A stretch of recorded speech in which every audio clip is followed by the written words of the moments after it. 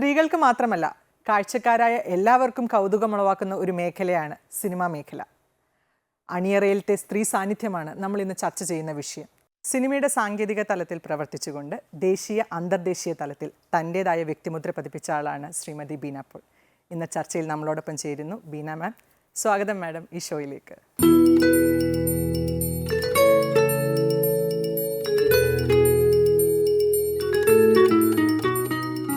സിനിമയുടെ ക്യാപ്റ്റൻ എന്ന് പറയുന്നത് അതിൻ്റെ സംവിധായകൻ അല്ലെങ്കിൽ സംവിധായികയാണ്. ഭാരിച്ച ഉത്തരവാദിത്വവുമാണത്. ആ ഉത്തരവാദിത്തം ഏറ്റെടുത്ത് വിജയിപ്പിച്ച ഒരു സംവിധായികയാണ് ഇനി നമ്മളോടൊപ്പം ചേരുന്നത്. എഴുത്തുകാരിയും സംവിധായികയുമായ ശ്രീബാല കെ മേനോൻ.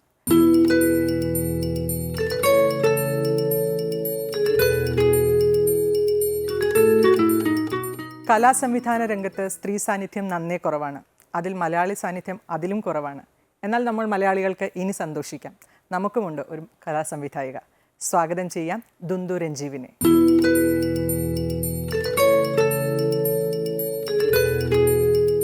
എല്ലാവർക്കും സ്വാഗതം. ഞാനാണ് സ്ത്രീയിലേക്ക് ഒരിക്കൽ കൂടി. ചർച്ച തുടങ്ങുന്നതിന് മുമ്പ് സ്വാഭാവികമായിട്ടും പ്രേക്ഷകർക്ക് കാണാനും അറിയാനും താല്പര്യമുള്ള വിശേഷമായിരിക്കും, എങ്ങനെയാണ് നിങ്ങൾ മൂന്നുപേരും സിനിമ എന്നുള്ള മേഖല തിരഞ്ഞെടുത്തതെന്ന്.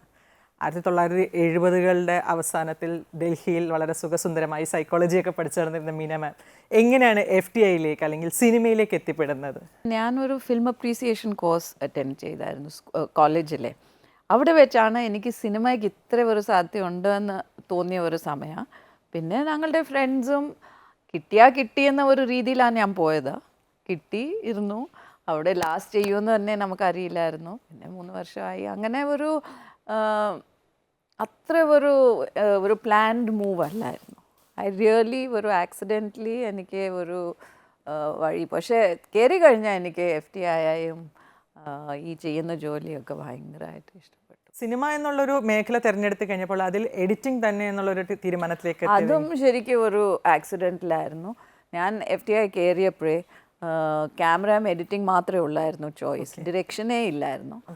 അന്നേരം ഞങ്ങൾ ഇപ്പോൾ അന്ന് ക്യാമറ ഇതുപോലെ അല്ലല്ലോ, ഈ ക്യാമറ അല്ലല്ലോ. എല്ലാവരും first of all very expensive. Second of all we didn't have any opportunity to actually do any camera work. So I thought let me do editing. Also I was a person, എനിക്ക് slightly challenging. I like things that challenge me. I like to sort of intellectually engage with things. എനിക്ക് തോന്നി editing ആണ് ഈ ഒരു opportunity തരുന്നത്. So I chose editing. ബാലചേച്ചിയിലേക്ക് ഇതേ ചോദ്യം നമ്മൾ എത്തി നിൽക്കുമ്പം ഒന്നിലധികം ഒരു കരിയർ ഓപ്ഷൻ മുന്നിൽ തെളിഞ്ഞു നിന്നിരുന്ന ഒരു വ്യക്തിയാണ്. സിവിൽ സർവീസ് വളരെ കാര്യമായി ഹാൻഡിൽ ചെയ്തിരുന്ന, അല്ലെങ്കിൽ അതിനെ സിവിൽ സർവൻ്റ് ആവാൻ തയ്യാറായിരുന്ന, അല്ലെങ്കിൽ റൈറ്റിംഗ് മേഖല ഓൾറെഡി തയ്യാറായിട്ടുള്ള, അങ്ങനെ നിന്നിരുന്ന ഒരു വ്യക്തിയിൽ നിന്ന് സിനിമയിലേക്കുള്ള യാത്ര എപ്പോഴാണ് തുടങ്ങിയത്? എനിക്ക് സിനിമ കാണുമ്പോഴൊക്കെ, എപ്പോൾ സിനിമ കാണുമ്പോഴും ഇതെങ്ങനെ ഉണ്ടാക്കണേന്ന് അറിയാണ്ട് ഉറക്കം വരാത്ത ഒരാളായിരുന്നു. ഇതാരും പറഞ്ഞു തരാനും നമ്മുടെ ഒന്നും ചുറ്റുപാടുകളിൽ ആരും പറഞ്ഞു തരാനില്ല. അപ്പോൾ പിന്നെ നമുക്ക് പിന്നെന്ന് പറഞ്ഞാൽ ഞാൻ ഈ പഠിച്ച് വന്ന മേഖലയിൽ ഒന്നെങ്കിൽ നിങ്ങൾക്ക് ടീച്ചിങ് പ്രൊഫഷൻ എടുക്കാം. അപ്പോൾ എൻ്റെ അമ്മ ആ പ്രൊഫഷൻ ആയിരുന്നു. അപ്പം അതിൻ്റെ ബുദ്ധിമുട്ടുകളും ഒക്കെ അറിഞ്ഞപ്പോൾ ഞാൻ വിചാരിച്ചു ഇത് കുറച്ചുകൂടി എളുപ്പമായിരിക്കും.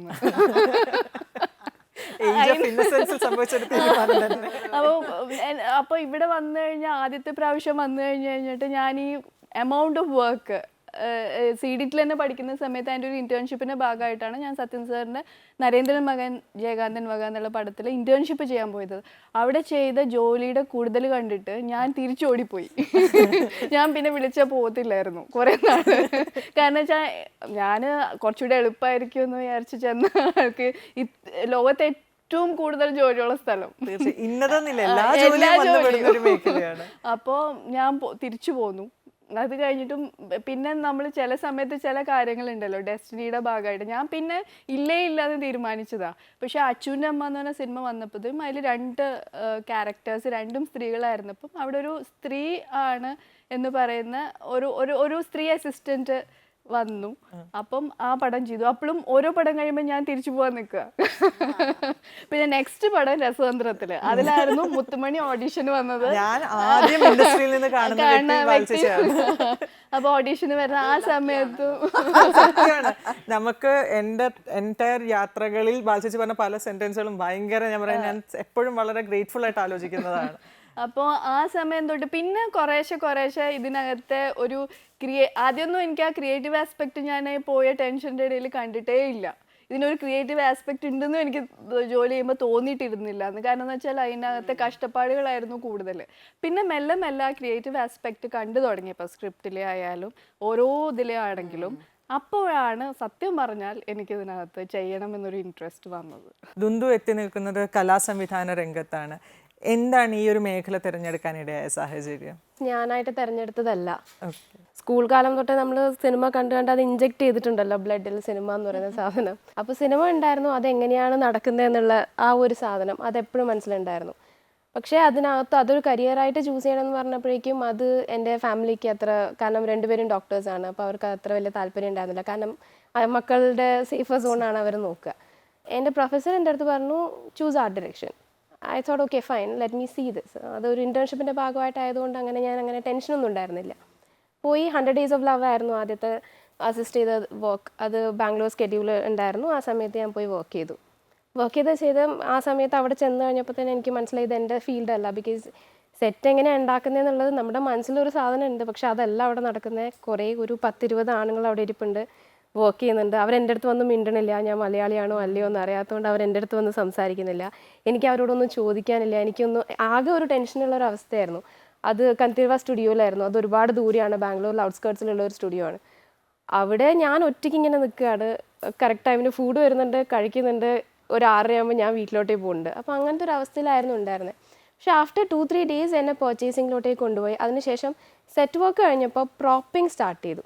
ആ സമയത്ത് എന്നെ ആർട്ട് ഡയറക്ടർ കൂടെ കൊണ്ടുപോയി ഇന്ന സാധനങ്ങൾ എടുക്കാം എന്നൊക്കെ പറഞ്ഞ് അത് ചൂസ് ചെയ്യുന്ന സമയത്താണ് എനിക്ക് ഇതിനകത്ത് കുറച്ച് ആ ഒരു ക്രിയേറ്റീവ് സാധനത്തിലോട്ടേക്ക് വന്നപ്പോഴാണ് അതിനകത്തൊരു ഇൻട്രസ്റ്റ് വന്നത്.